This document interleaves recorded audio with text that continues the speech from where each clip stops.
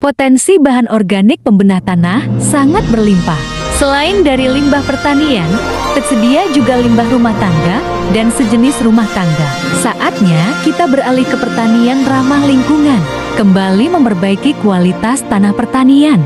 Kerusakan tanah akibat pemakaian pupuk sintetis telah merusak ekosistem tanah. Kita bisa memanfaatkan limbah dapur, sisa makanan untuk pengganti nutrisi tanah dijadikan inokulum kompos. Campuran karbohidrat dan vitamin limbah dapur mampu memfragmentasi mikroorganisme di dalam tumpukan sampah organik. Campuran cacahan sampah dengan limbah dapur ditempatkan sedemikian rupa setelah diaduk merata. Kenaikan suhu yang signifikan menandakan telah terjadi pengomposan sempurna. Periksa setiap saat, lalu aduk kembali bila suhu menurun. Dalam 1 bulan kita sudah punya setumpuk kompos untuk pembenah tanah. Bangunlah komunikasi yang baik antara peyani dan pengelola lingkungan hidup untuk kesepakatan para pihak difasilitasi oleh pemerintah desa. Pemahaman bertani ramah lingkungan membutuhkan dukungan pemangku desa membangun semangat. Dengan perencanaan dan pemahaman bersama program bertani ramah lingkungan dapat dilaksanakan dengan baik. Bangun semangat kelompok untuk mengolah limbah ternak dan sampah organik menjadi pupuk yang baik. Lakukan sesuai SOP panjang dari pendamping atau rekan yang lebih tahu untuk hasil yang sempurna. Pupuk dari kotoran sapi dan sampah organik mengandung zat nitrat yang baik, sekaligus menghidupkan mikroorganisme dalam tanah untuk memproduksi zat mikronutrisi bagi tanaman. Dalam jumlah yang cukup, kita tidak memerlukan pupuk kimia sintetis yang banyak, cukup setengah dari kebiasaan lalu dikurangi lagi. Siapkan bibit padi yang bernas untuk mendapatkan kualitas pertumbuhan padi. Luasan media semai 1/25 dari luas sawah dan sebar merata. Sebaran yang rapat menyebabkan pertumbuhan yang stolasi kurang sehat berpengaruh kepada masa pertumbuhan setelah tanam. Setelah ditebar, jangan lupa menutup dengan abu jerami untuk mendapatkan efek gelap, dan abu jerami mengandung kailium untuk penguat akar juga batang padi. Tutuplah dengan alang-alang atau terpal berlubang selama 4 hari, menjaga tumbuh bibit merata. Pertumbuhan yang baik adalah panjang akar sama atau lebih panjang dari tanaman. Jangan merendam bibit, agar cukup pertukaran udara di akar. Amatilah pertumbuhan bibit, terutama kecukupan air dan ketersediaan nutrisi. Periksa kesehatan tanaman dari gangguan hama atau jamur. Garam dapat membantu stamina bibit padi. Tabur 1 kg untuk 10 x 10 meter luas semai. Olah tanah tempat pindah tanam dengan baik. Buat parit mengelilingi petak sawah untuk memudahkan pengeringan. Padi bukan tanaman air, tetapi padi butuh air. Perhatikan juga pematang dari gangguan ketam. Lakukan kontrol dan tutup lubang ketam agar air tidak terbuang.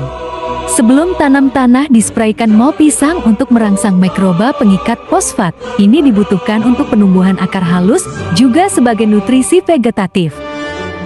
Usia tanam bibit yang baik adalah 9-14 hari. Bibit muda mempunyai daya tumbuh lebih baik, karena bulir padi masih ada sebagai cadangan nutrisi.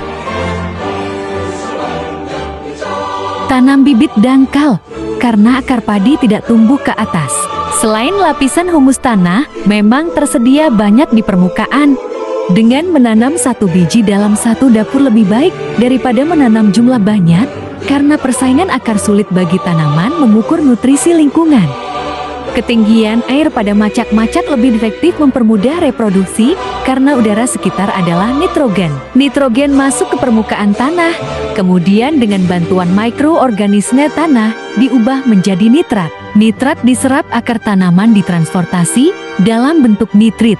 Amati organisme pengganggu tanaman dan lakukan penyiangan gulma untuk mengurangi persaingan sinar matahari dan kehilangan nutrisi tanah. Pengadukan lumpur dan pemotongan akar saat penyiangan membantu perbanyakan akar, sehingga pertumbuhan dan anakan padi meningkat. Sistem tanam jajar logo meningkatkan populasi tanaman 30% daripada petat 30 kali ke 30.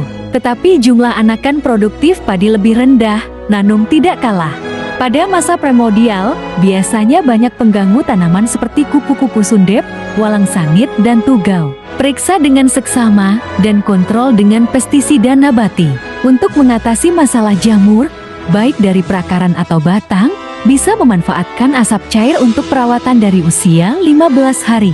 Biourin juga baik untuk perawatan karena mengandung NPK, zat zinc. Panen padi yang baik adalah saat kematangan 95% untuk menghindari beras patah dan mengurangi kerontokan gabah. Pemanenan dilakukan secara bersama dengan gotong royong atau memanfaatkan harvester combine yang lebih modern. Setelah panen segera dikeringkan supaya warna beras stabil dan mengurangi beras pecah. Butuh kerjasama yang baik antara pengusaha dengan petani penyuplai. Dengan nota kesepahaman penyedia gabah bisa membangun sinergi pasok pasar. Bila memungkinkan, lakukan perkenalan produk dengan pameran atau pasar murah, sehingga beras dikenal konsumen.